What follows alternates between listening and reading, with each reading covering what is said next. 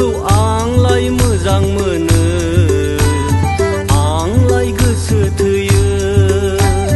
बैसानाव थानाय रुवाथि सिख्लाखौ आंलाय मोजां मोनो आंलाय गोसो थोयो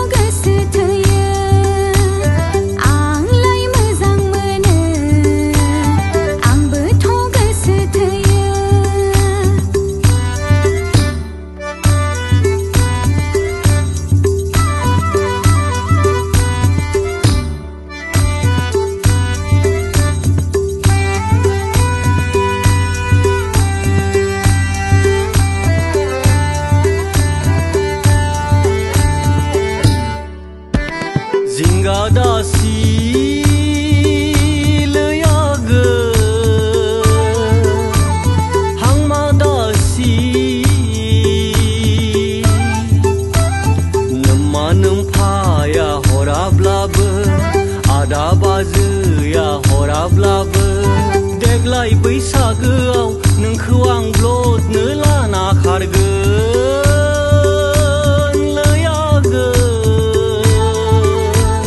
क'क्राझार जिल्लायाव सानैजों ग्रें ग्रें रायजो जागोन क'क्राझार जिल्लायाव सानैजों ग्रें ग्रें रायजो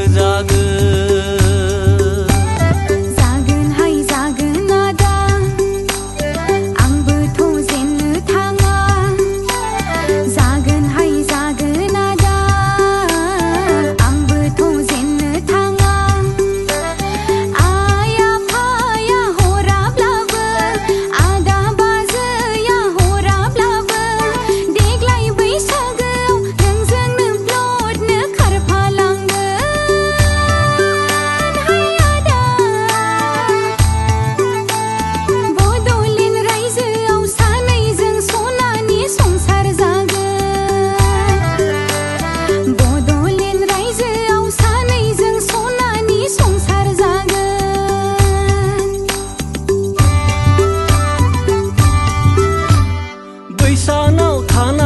बैसानाव थानाय रुवाथि सिख्लाखौ आंलाय मोजां मोनो